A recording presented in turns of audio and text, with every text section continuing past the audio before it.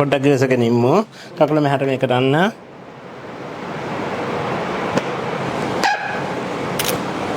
දැන් පේනවා මේ තියෙන ස්වභාවය අර පද වෙලා තිබිච්ච ස්වභාවය දැන් මොලොක් වෙලා අර ඉදිමුන් ගතිය දැන් අඩුනානේ. නාන්‍යට්ඨ බොජ්ජං තපසා නාන්‍යට්ඨ ඉන්දිය සංවරා නාන්‍යට්ඨ සබ්බේ නිස්සග්ගා සුත්තිං පස්සායි පානිනම් ඒතේන සච්ච වජ්ජේන භූත දෝසෝ විනාශතු. දැන් කකුල කරකවන්න මෙහෙම මෙතනින් මෙහෙම.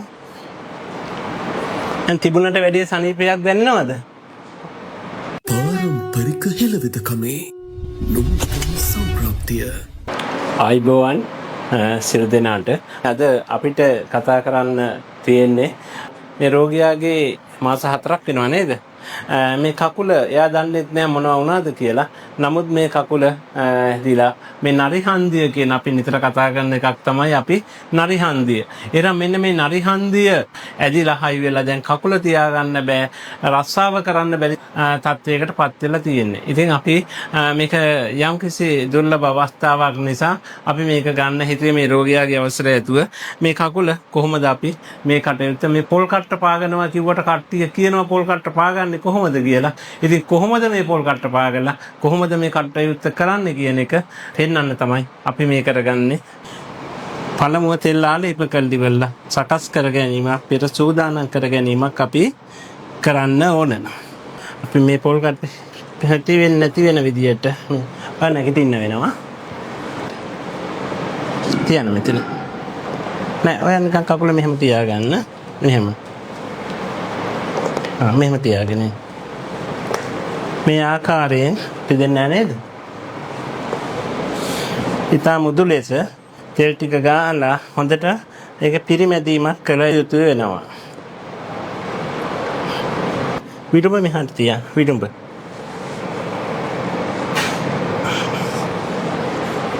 අල්ලන්න පුතා. මේ ආකාරයෙන් තෙල් ටික ගාලා හොඳින් පිරිමැදීමක් කරනවා. රිදෙනවද? මේ හරිය?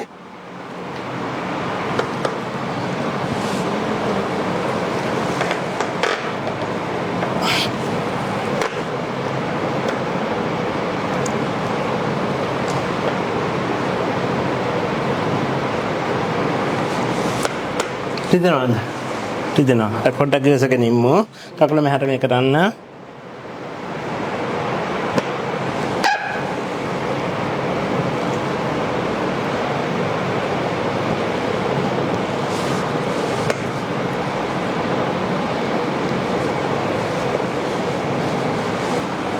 දැන් පේනවා මේ තියෙන ස්වභාවය අර පද වෙලා තිබිච්ච ස්වභාවය දැන් මොලොක් වෙලා අර ඉදිමුන් ගතිය දැන් අඩුනානේ.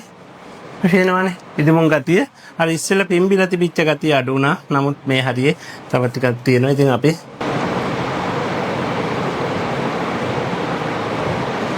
මේක කල් ගෙහිපු දෙයක් නිසා මොකද මාස 4ක් වෙනවා.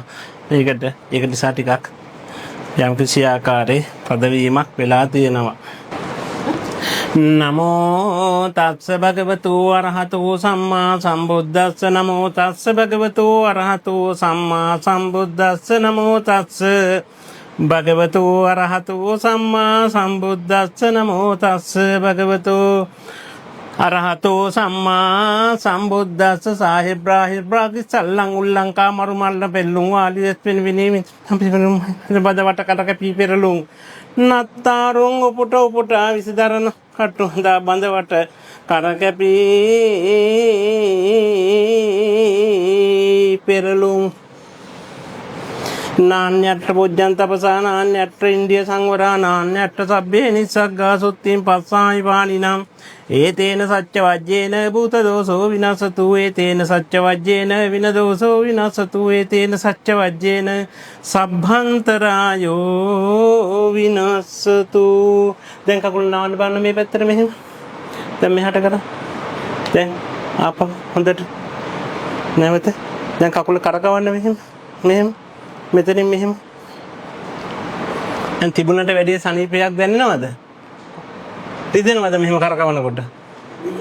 මෙතන රිදෙනවා. දැන් හොඳට කරකවන්න ආපහු කකුල. අනිත් පැත්තට කරකවන්න. දැන් මෙහෙ මුඩට ගන්නකො කකුල. දැන් සැහැල්ලුවක් තියනවා නේද? දැන් සැහැල්ලුයි. ආයි හොඳට ගන්න. මෙයා ඔයාගේ පැත්තට ගන්න කකුල. ආයි දැන් මේ පැත්තට මේකට. මේ මෙතනින් පොඩ්ඩක් තදගතුමක් තියෙනවා. ඒක අඩු වෙලා යයි. අපි මේකේ තෙල් බැඳීමක් තමයි කරන්නේ.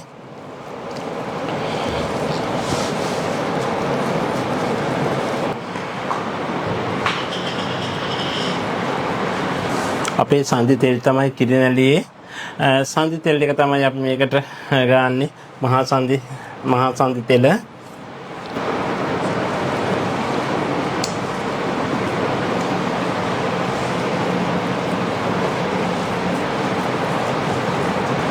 මේ ආකාරයෙන් අපි ඒ ස්ථානයේ ආලේප කරනවා.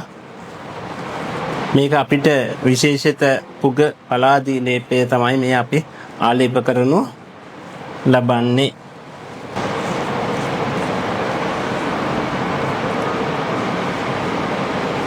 මේකේ තවත් විශේෂත්වයක් තියෙනවා.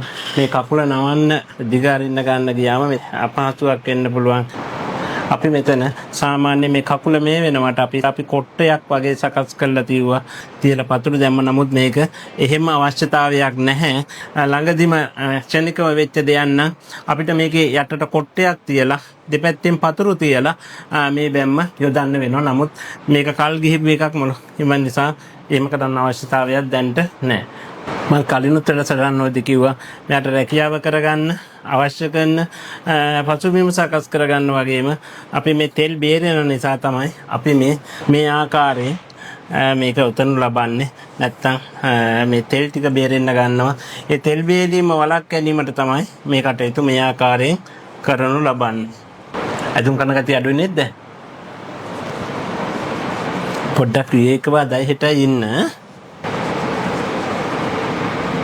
ඒක තද වෙන්න බඳින්න හොඳ නැහැ. මොකද අපි යම්කිසි ආකාරයක පීඩනකාරී තත්ත්වයක් තවත් එන්න පුළුවන් නිසා අපි සාමාන්‍ය විදිහට තමයි මේ වෙලුම යොදන්නේ. එතකොට මේ වෙලුම යොදනකොට අපි විලුඹත් එක්කම ඇතීම තමයි තියෙන්නේ. මොකද නැවත මේක අපි සකස් කරාට වෙනස් වෙන්න පුළුවන් නිසා. කලින් ස්වභාවික ඉක්මනින්ම වෙච්ච එකක් නම් අපි මේකට කොට්ටයත් එක්ක පතුරක් තියනවා. කොට්ටයත් එක්ක පතුරක් තියලා තමයි මේ බන්ධනය යොදනු ලබන්නේ. බලන්නකෝ මේ ආකාරයෙන් කල්ලි වල රෝගියාට යන්නට පහසු වෙන ආකාරයෙන් අපි මේ කටයුත්ත කළ යුතු වෙනවා. මොකද ඇයගේ එදිනෙදා අවශ්‍ය කරන මූලික අවශ්‍යතාවයන් ටික සම්පූර්ණ කරගන්න. බලන්නකෝ හිමිහිට අඩිය තියලා යන්න. හිමිට යන්න. ඉතින් මේ ආකාරයෙන් තමයි අපි මේ කටයුත්ත කරන්නේ. නැවතත් අපි හමු වෙමු මේ වෙලේ වැඩසටහනකින්. වෙල්නස් සිලෝන් ආයුර්වේද හොස්පිටල් නොම්බර 56 පැපිලියාන පාර නැතිමාල දෙහිවල.